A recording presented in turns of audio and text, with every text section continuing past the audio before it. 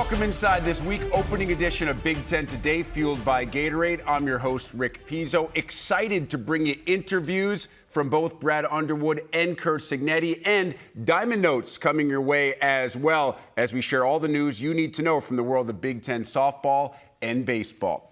But we begin with the big story, which takes us today to East Lansing, where Michigan State has announced that Jay Batt is its new athletic director. Batt comes from Georgia Tech, where he had held the same position since 2022. Batt is known as a strong fundraiser, also one of 10 ADs on the implementation committee, which is focused on shaping the future of college sports. An introductory press conference at Michigan State is scheduled for Wednesday.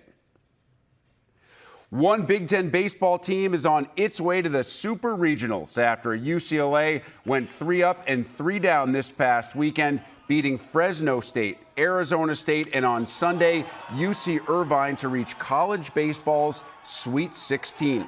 The Bruins scored a ridiculous 38 runs in those 3 games, outscoring their opposition by an average of 8 runs per outing. And perhaps the best news of all, UCLA won't have to leave home for the Super Regionals either. That's because all the Bruin followers also know that national number 2 seed Texas, UCLA's presumed Super Regional opponent, was upset over the weekend, which means Jackie Robinson Stadium will play host to the Supers in lieu of a road trip to Austin. This will be the first round of 16 appearance for UCLA since 2019. 2 more wins, and the Bruins are World Series bound for the first time since 2013. Now, USC's Sunday night Super Regional date with Oregon State, or I should say regional date with Oregon State, didn't go nearly as well. The Trojans, playing out of the winner's bracket, were crushed by the regional host as the Beavers rolled to a 14-1 blowout. That sets up a winner-take-all Monday matchup in Corvallis between the same 2 teams. First pitch set for 3 o'clock Pacific time. Should the Trojans find a way to come back and beat the Beavers, USC would then travel to Florida State for a Super Regional matchup with the Seminoles. Big Ten softball season came to a World Series close on Sunday as both UCLA and Oregon suffered year-ending losses. UCLA falling to Tennessee in extra innings, Oregon losing to 4-time defending national champ Oklahoma. Still, it was an amazing first go-round in the Big Ten for both the Bruins and Ducks, and as Sydney Supley explains, the future is just as exciting as the past. For the first time in over a decade, Big Ten softball had 2 programs make it all the way to Oklahoma City. Now, only one can walk away as champions, but if you're both of these programs, you have to walk away with your head held very high for the records that you broke throughout the seasons on both sides. Starting with the Bruins, they had the most run rules ever at 29. On top of that, the Bash brothers set an RBI record that might never be broken again in LA at 169. The best part for the Bruins is they're returning all 3 of their aces, and who have combined for over 400 innings. And on top of that, they had 51 out of 55 of their wins. And then if you look at the Oregon Ducks, it's a similar storyline as the Ducks. They started off the season ranked 24th in the nation. And the fact that they finished in the top 6 is something Melissa Lombardi should be very proud of and excited when she recognizes she's bringing back 2 of their aces between Lindsey Grind, who had the 2nd most wins in the nation at 30, and then Elise Sikulski, on top of the 4 freshman phenoms that broke in the college scene in the biggest way. The 4 of them in the lineup combined for 50% of their home runs. For both of these programs, you're going to remember this feeling inside your belly of feeling like you got so close to everything you're working for. Use it as motivation in the offseason, and I believe they're going to have a very special 2026 season, but not before we tip our cap to what they did in 2025. From the West Coast all the way across the country to the Cooper River in New Jersey, where national champ congrats in order for the Washington men's rowing team. Huskies earned the 21st Natty in program history, winning it all for the 10th time in the last 19 seasons. Washington won both the Varsity 8 and second Varsity 8 finals to hold off Harvard and defend its 2024 IRA title. The past 8 seasons in Champaign have proven Illinois to be one of the country's most consistent men's basketball programs. In that span, the Illini have posted 6 consecutive 20-win seasons, made 5 straight NCAA tournament appearances, including the school's first Elite 8 showing since 2005, and won a pair of Big Ten tournament titles in the last 5 years alone. Excited to welcome in head coach Brad Underwood for today's big interview. Brad, I know you don't get much of an offseason, very little time off for basketball coaches, so we appreciate you taking some time to spend with us. How's life? Life's good, Rick. We're done in the portal, so everything's relaxed a little bit. We got our guys out and off campus for a nice break from us, and ready to get started here in June, middle of June with summer school, and start looking forward to next season. Brad, you brought up the term transfer portal. It's obviously one of the buzzwords, has been the last couple of years in college basketball. Even in this era of transfers and players leaving early to go to the NBA, your teams have remained very consistent. What's been the key to doing that? Yeah, I think making sure you've got the right guys. We've dove very hard into the character issues. It's about gathering information as quickly as possible, finding the right fits, fitting your system.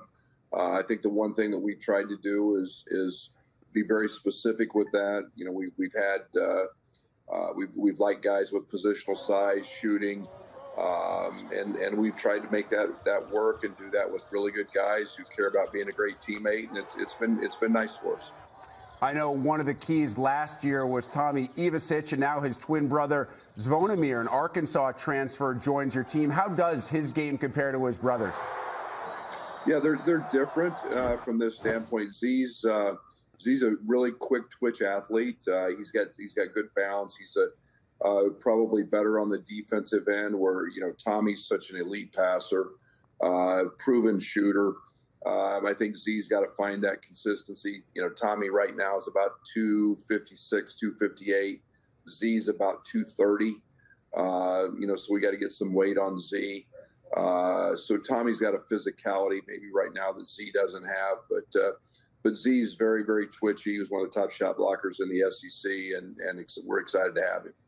You also added Andrej Stojakovic, a name very familiar to basketball fans, David Mirkovic from Montenegro, and Mihailo Petrovic from Serbia. What was the philosophy for you and your staff in filling the holes left behind by transfers and the obviously couple of guys who were early entries to the NBA draft? Yeah, I think we wanted to get older. There was no doubt about that. That was the addition of Stojakovic. Andrej's a proven 18-point-a-game scorer. He's done it at two great programs. He's been very well coached, and he fits. He fit a need. And the other guys are going to be their first year in college, but they're both a little older. Mirkovic is a guy that we've recruited all year. He's different. He's 6'9", 260. Real high motor, but he fits that bill of being able to pass and shoot. And then you pair that with Kylan Boswell. You pair that with Ty Rodgers coming back, Ben Humerkaus coming back, Jake Davis, and we think we've got a really nice nucleus of guys that I think will fit the pieces together quite nicely. Brad, what's the biggest difference in terms of coaching players with international background versus traditional high school players? Yeah, I loved it this year. I think the one thing with European guys, and I've said it many times, one, they've been around guys who've gotten paid throughout their career. So that's not new to them. Whether a guy to their right, a guy to their left makes more, makes less, it doesn't matter. They've practiced a lot. We get into college, we're going to have 100+ practices. They're used to that. They're very, very competitive. They're very high IQ. I had as much fun in a challenging season this year as I've ever had coaching a team, and they love to compete. They love the game. It's been a good recipe for us. Brad, speaking of fun, I have to ask about the time that you updated your profile pic to include some AI-generated images of you in a sweet orange sweatsuit that I assume in front of buildings in some of those Eastern European countries. Now, I know the original picture was AI-generated and posted by others. Were you just having some fun with the Illini fan base out there? Yeah, we've got hard jobs, and man, I'm a huge practical joker.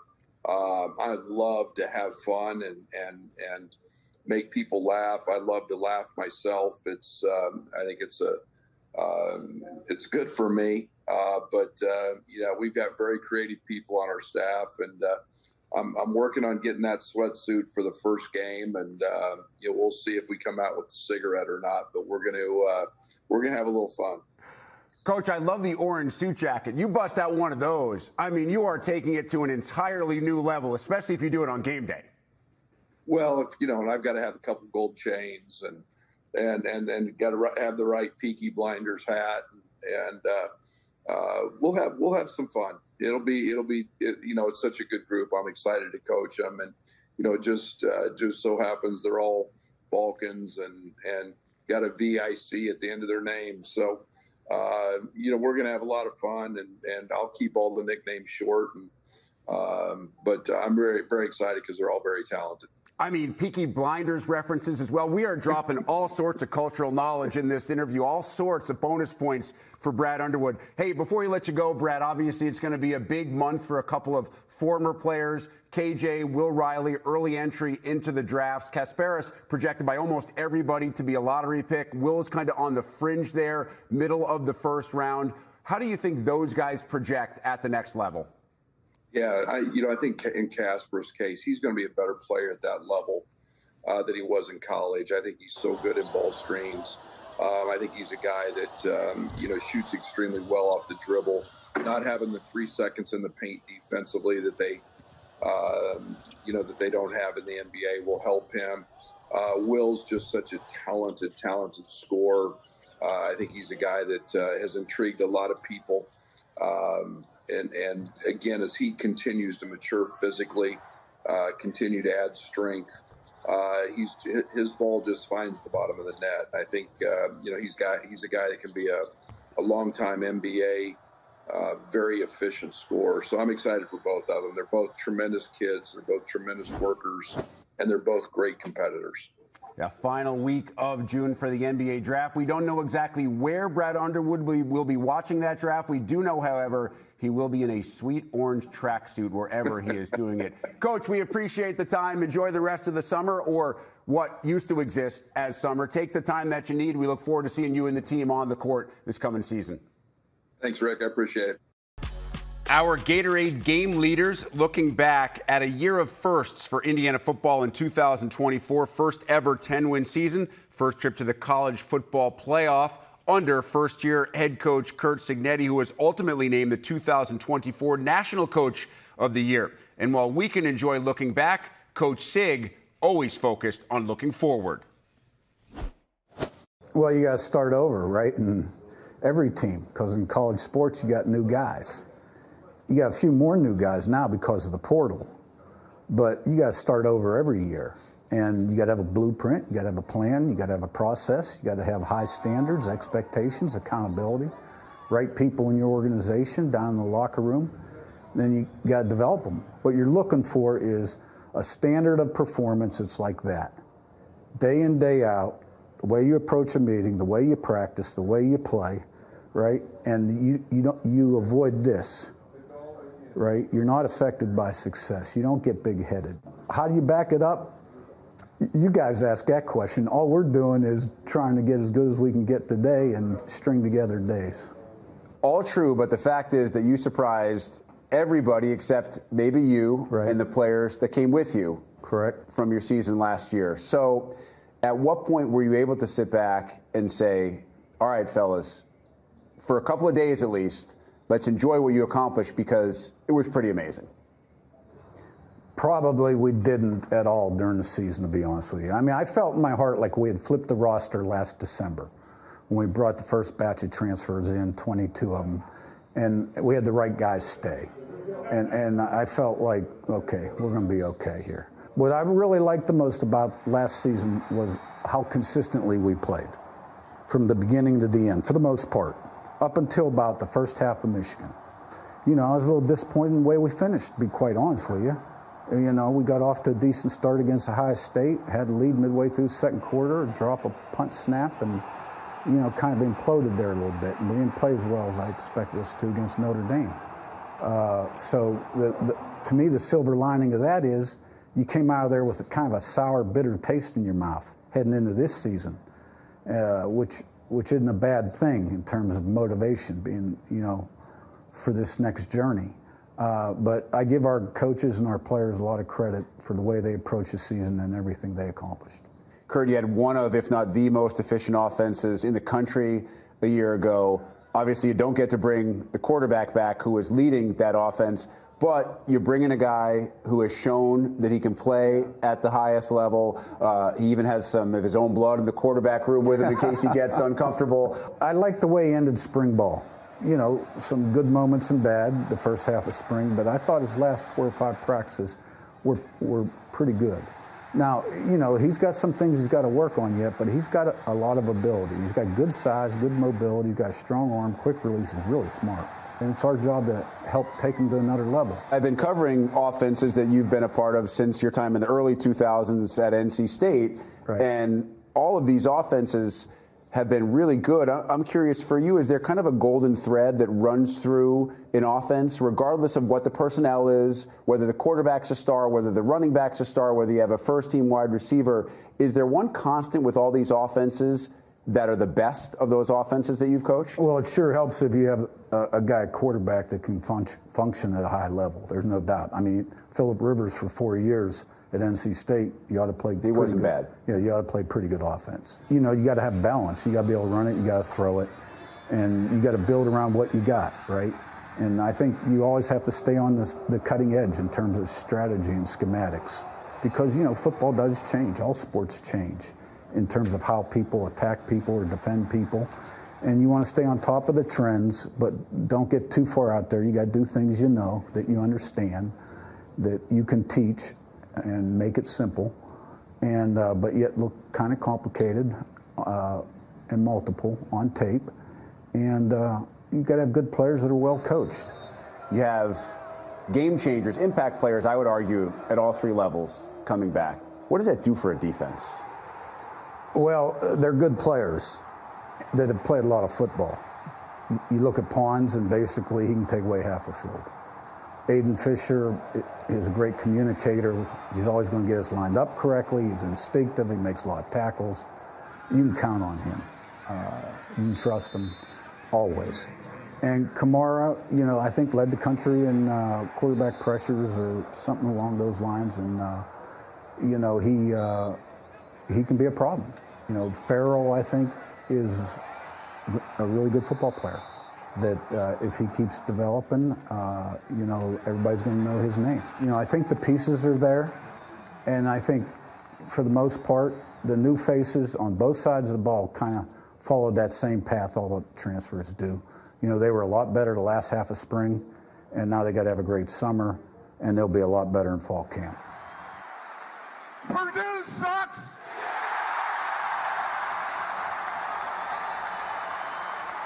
But so does Michigan and Ohio State. Go OU!